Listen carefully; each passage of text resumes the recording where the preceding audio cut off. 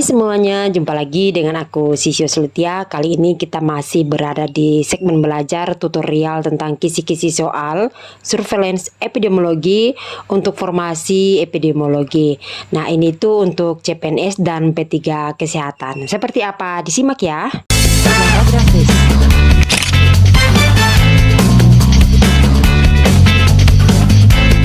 Java grafis.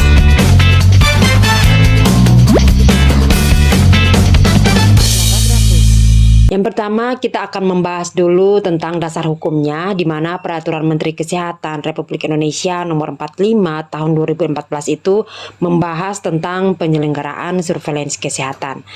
Nah, di sini itu ada juga beberapa definisi, di mana definisi surveillance kesehatan itu adalah kegiatan pengamatan yang sistematis dan terus-menerus terhadap data dan informasi tentang kejadian penyakit atau masalah kesehatan dan kondisi yang mempengaruhi terjadinya peningkatan dan penularan penyakit atau masalah kesehatan untuk memperoleh dan memberikan informasi guna mengarahkan tindakan pengendalian dan penanggulangan secara efektif dan efisien.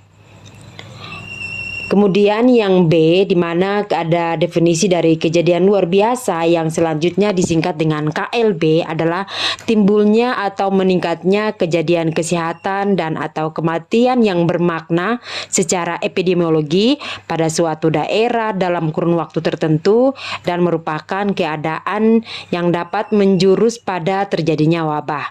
Nah, ada juga definisi dari faktor risiko adalah hal-hal yang mempengaruhi atau berkontribusi terhadap terjadinya penyakit atau masalah kesehatan. Nah, kemudian definisi dari wabah, teman-teman bisa lihat di mana definisinya itu adalah kejadian yang berjangkitnya suatu penyakit menular dalam masyarakat yang jumlah penderitanya itu meningkat secara nyata melebihi daripada keadaan yang lazim pada waktu dan daerah tertentu, serta dapat menimbulkan malapetaka dan ditetapkan oleh menteri. Jadi wabah itu ditetapkan oleh menteri, ya teman-teman. Terus kemudian penyelidikan epidemiologi adalah serangkaian kegiatan yang dilakukan untuk mengenal penyebab, sifat-sifat penyebab, sumber dan cara penularan atau penyebaran serta faktor yang dapat mempengaruhi timbulnya penyakit atau masalah kesehatan yang dilakukan untuk memastikan adanya KLB atau setelah terjadinya KLB atau wabah. Berikutnya tujuan dari surveillance kesehatan, di mana penyelenggaraan surveillance kesehatan itu merupakan prasyarat program kesehatan dan bertujuan untuk A. Tersedianya informasi tentang situasi, kecenderungan penyakit, dan faktor risikonya, serta masalah kesehatan masyarakat dan faktor-faktor yang mempengaruhinya sebagai bahan pengambilan keputusan. Nah, yang kedua, di mana terselenggaranya kewaspadaan dini terhadap kemungkinan terjadinya KLB atau wabah dan dampaknya.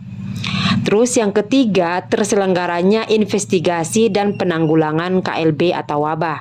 Dan yang terakhir, yang keempat, dasar penyampaian informasi kesehatan kepada para pihak yang berkepentingan sesuai dengan pertimbangan kesehatan. Nah, berikutnya, ini teman-teman tolong diperhatikan, ada jenis dan kegiatan surveillance kesehatan.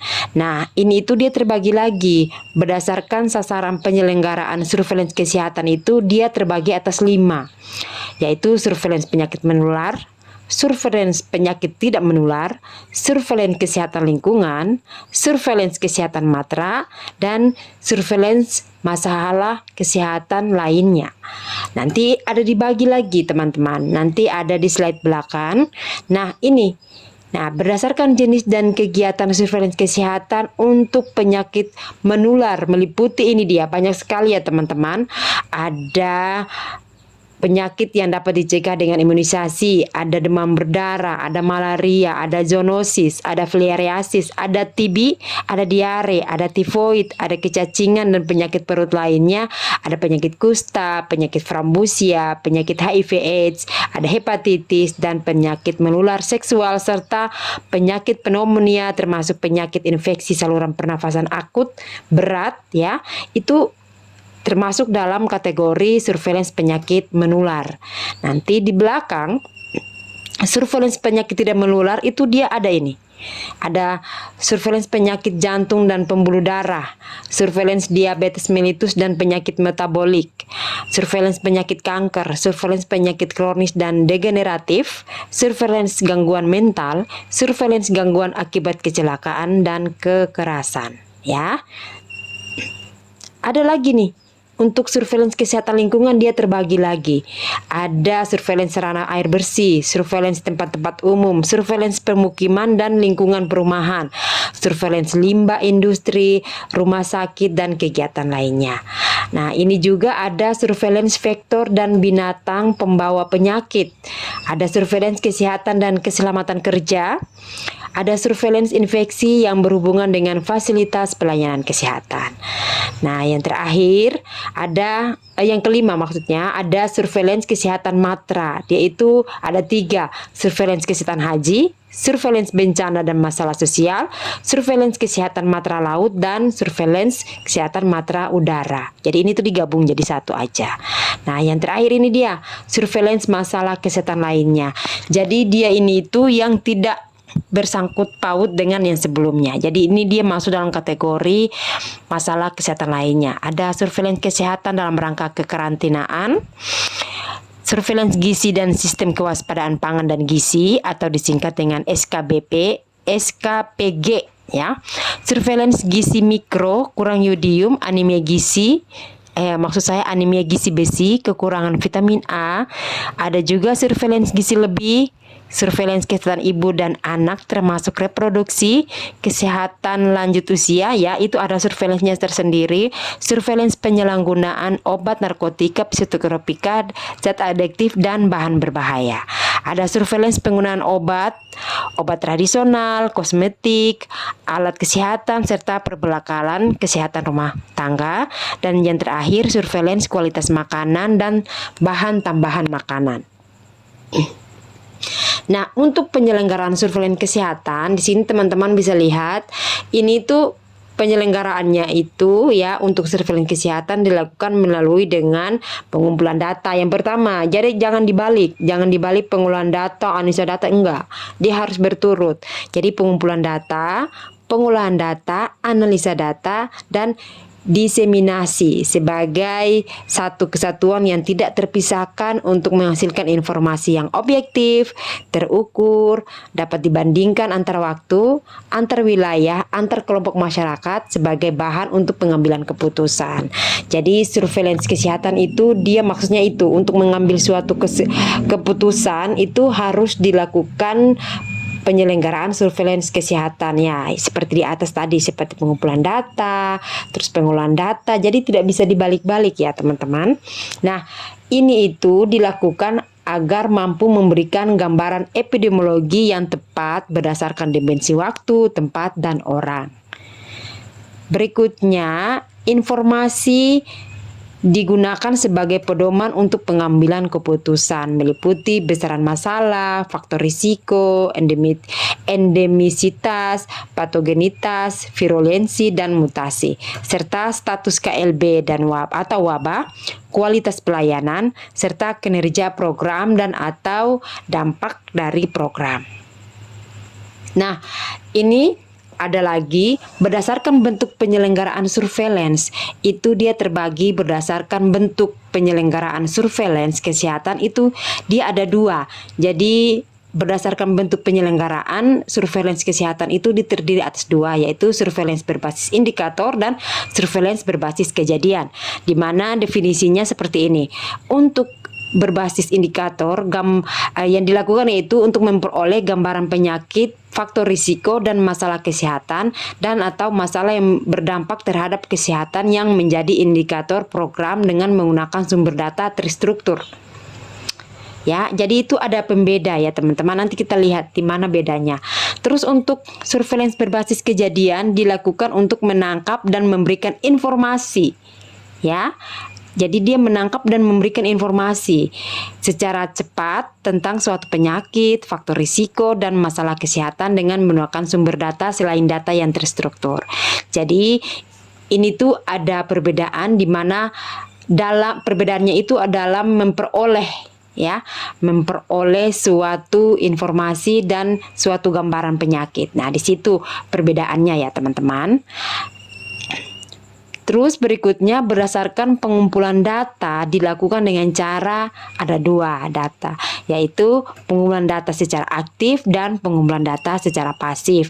Nah, kalau berdasarkan secara aktif itu dilakukan dengan cara mendata secara langsung dari fasilitas pelayanan kesehatan masyarakat atau sumber data lainnya melalui kegiatan penyelidikan epidemiologi, surveillance aktif puskesmas atau rumah sakit, survei khusus, dan kegiatan lainnya. Kalau pengumpulan data secara pasif itu dilakukan dengan cara menerima. Jadi kita menerima data yang sudah jadi dari fasilitas pelayanan kesehatan atau masyarakat atau sumber data lainnya dalam bentuk rekam medis, buku register pasien ya, laporan data kesakitan atau kematian, serta laporan kegiatan dan juga laporan dari masyarakat dan bentuk lainnya. Jadi yang pasif dengan aktif itu, kalau aktif itu kita langsung datang ambil data secara langsung ya, kita langsung mendata di situ, kita yang melakukan semuanya. Kalau pasif itu kita mengambil data yang sudah ada di puskesmas atau di fasilitas pelayanan lainnya, kayak gitu ya, teman-teman. Terus kemudian pengolahan data itu dilakukan dengan cara perekaman data. Kemudian dilakukan validasi, lalu dilakukan pengkodean, dan dilakukan alih bentuk atau transform, dan juga pengelompokan berdasarkan tempat, waktu, dan orang. Analisis dilakukan dengan metode epidemiologi deskriptif dan atau analitik itu untuk menghasilkan informasi yang sesuai dengan tujuan dari surveillance yang ditetapkan. Berikutnya, indikator kinerja surveillance itu ada 3, yaitu kelengkapan laporan, ketepatan laporan, indikator kinerja surveillance lainnya yang ditetapkan pada masing-masing program. Nah, ini itu dilakukan untuk menjamin penyelenggaraan surveillance kesehatan yang sesuai dengan indikator kinerja, dilakukan dengan monitoring dan evaluasi. Nah, sekarang kita ke soal ya. Di sini ada beberapa soal, teman-teman bisa bantu menjawab. Yang pertama yang termasuk dalam surveillance masalah kesehatan lainnya adalah A. Surveillance kualitas makanan dan bahan tambahan makanan. B. Surveillance bencana dan masalah sosial. C. Surveillance kesehatan haji. D. Surveillance tempat-tempat umum. E. Surveillance pemukiman dan lingkungan perumahan. Nah, jawaban yang tepat itu mana? Apa? Nah, jawaban yang tepat itu adalah A ya. Terus berikutnya nomor 2, salah satu tujuan dari surveillance kesehatan itu adalah apa? A. Meningkatnya kejadian kesakitan dan atau kematian yang bermakna secara epidemiologi pada suatu daerah dalam kurun waktu tertentu dan merupakan keadaan yang dapat menjurus pada terjadinya wabah. B. Serangkaian kegiatan yang dilakukan untuk mengenal penyebab, sifat-sifat penyebab, sumber dan cara penularan atau penyebaran, serta faktor yang dapat mempengaruhi timbulnya penyakit atau masalah kesehatan yang dilakukan untuk memastikan adanya KLB atau setelah terjadinya KLB atau wabah. C. Untuk menjamin penyelenggaraan surveillance kesehatan sesuai dengan indikator kinerja dilakukan monitoring dan evaluasi. D. Tersedianya informasi tentang situasi, kecenderungan penyakit, dan faktor risikonya serta masalah kesehatan masyarakat dan faktor-faktor yang mempengaruhi sebagai bahan pengambil keputusan. Dan yang E. Indikator kinerja surveillance lainnya yang ditetapkan pada masing-masing program. Nah, untuk nomor 2 jawabannya adalah D. Nomor 3, penyelenggaraan surveillance kesehatan diatur dalam Peraturan Menteri Kesehatan. Nomor berapa itu? Ya, A. Peraturan Menteri Kesehatan Republik Indonesia Nomor 32 Tahun 2014. B. Peraturan Menteri Kesehatan Republik Indonesia Nomor 27 Tahun 2012.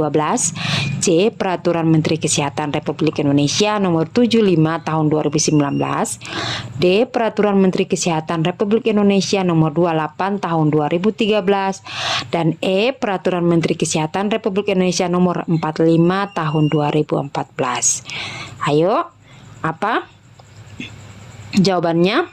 Jawabannya itu adalah E. Nomor 4, di bawah ini termasuk dalam surveillance kesehatan lingkungan kecuali A. Surveillance tempat-tempat umum, B. Surveillance bencana dan masalah sosial, C. Surveillance pemukiman dan perumahan, D. Surveillance infeksi yang berhubungan dengan fasilitas pelayanan kesehatan, E. Surveillance limbah, industri, rumah sakit, dan kegiatan lainnya.